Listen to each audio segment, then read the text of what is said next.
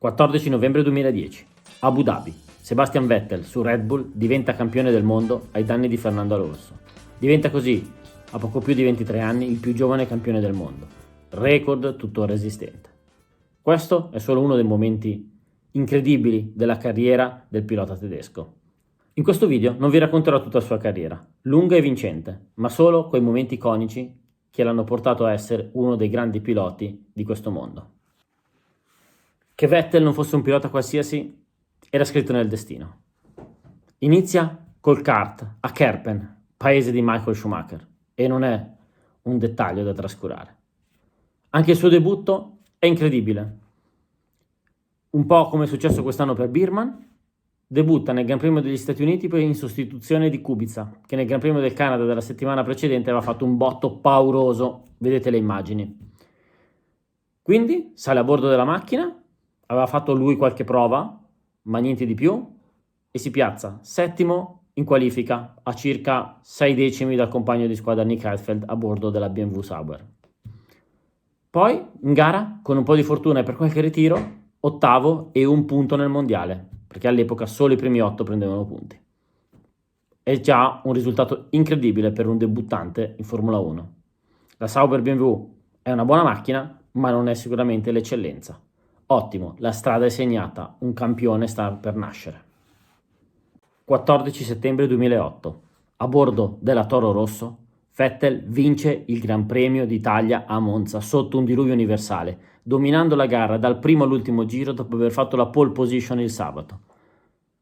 È una vittoria incredibile a bordo di una macchina non di prima fascia e guidata da questo giovane ragazzo che diventa in quel momento il più giovane vincitore di un Gran Premio.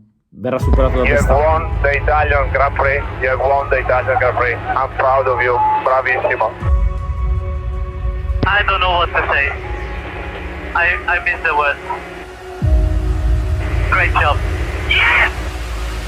La stella di Vettel è sempre più grande e il suo prossimo passaggio in Red Bull lo porterà nel Gotha della Formula 1. Della vittoria del suo primo mondiale ho già detto. E quindi, niente, andiamo avanti. 2010, 2011, 2012, 2013. 4 mondiali di fila. Poker per Sebastian Vettel, che entra a pieno diritto tra i grandi della Formula 1. Raggiunge in questo momento l'apice della sua carriera. Con il 2014 però Vettel si deve fermare nella sua corsa ai titoli mondiali, perché la Mercedes presenta una power unit ibrida incontrastabile. E così inizia l'era di dominio di Hamilton e Rosberg. E Vettel passa in Ferrari. È il 2015. Il primo anno arriva terzo nel mondiale e poi riuscirà solo a laurearsi vice campione del mondo per 2 volte. Nel 2017 e nel 2018.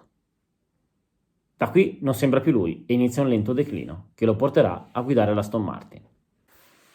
Scoraggiato dai risultati in Ferrari, nel 2021 decide di correre per Aston Martin, che nel frattempo ha rivelato la Racing Point, a sua volta che aveva subentrata la Force India.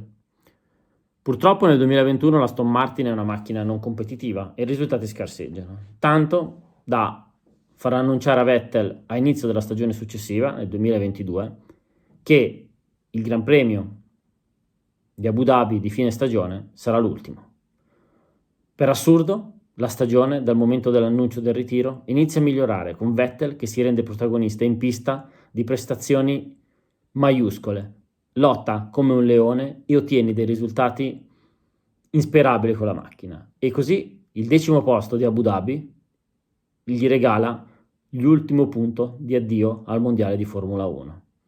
Sebastian Vettel, un pilota che in qualche modo ha riscritto la storia della Formula 1, diventando uno dei pochi baby fenomeni, che ha vinto tanto, ha perso tanto, ma ha dimostrato di avere freddezza, cuore e grinta in tutti gli anni di corsa in Formula 1. Se questo breve video sulla carriera di Vettel vi è piaciuto, vi chiedo di mettere mi piace al video, iscrivervi al canale e attivare la campanella, così che potrete essere avvisati dei prossimi in arrivo. Qui è tutto da Silvo di First Grand Prix. Alla prossima!